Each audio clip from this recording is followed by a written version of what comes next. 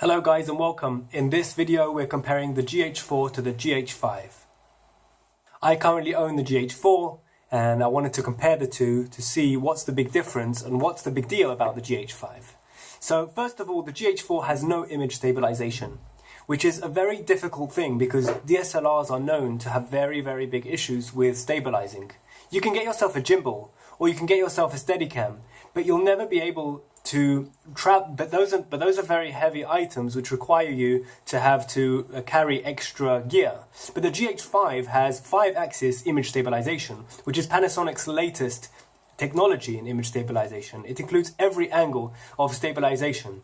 Additionally, the GH5 will allow you to combine the lens stabilization with the camera stabilization, but this will only be possible with specific lenses, which are own brand lenses. Although I must say, most serious filmmakers won't consider in-body stabilization to be an effective replacement for stabilization hardware. However, it will significantly appeal to people who are just running and gunning, kind of trying to get that shot, maybe not the most professional videographers. I personally don't like digital stabilization because I kind of get this feeling of like nausea whenever I see a stabilized footage. I prefer footage that's been filmed stable. Number 2.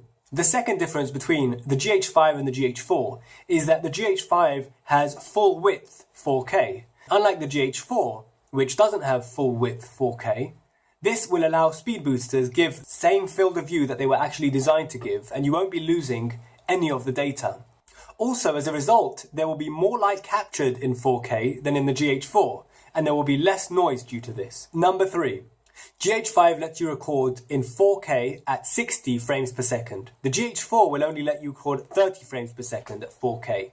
Number 4.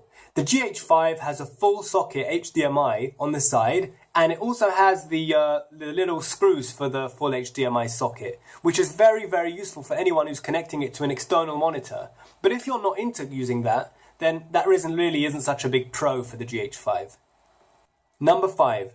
The GH5 has an ability to go into auto ISO even when it's in manual mode. So you could be recording a video and the ISO will be changing automatically for you. I don't know how great that is because it might change the look of the video, and most professional videographers want to control the ISO by themselves. Number 6. The GH5 has 400 megabytes per second record ability. Now that's more than any SD card can handle today. And GH5, Panasonic could have really changed the card that would be put into the GH5, but they stayed loyal to the SD card, fortunately. So now you don't have to go buying any other flash kind of gear. But that does take away from the ability to write that fast, because even the most powerful SanDisk Extreme and the Ultra and all of them, they can only record about 100 megabytes per second.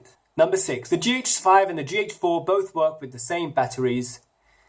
And lastly, and most importantly, the most important difference between the GH5 and the GH4, in my opinion, is that the GH4 can only record at 96 frames per second, and the GH5 can record at a fantastic 180 frames per second. That's going to give you the most incredible cinematic slow motion shots that you could ever find. Just have a look at the link below. I'm going to put a link to footage of the GH5's slow motion.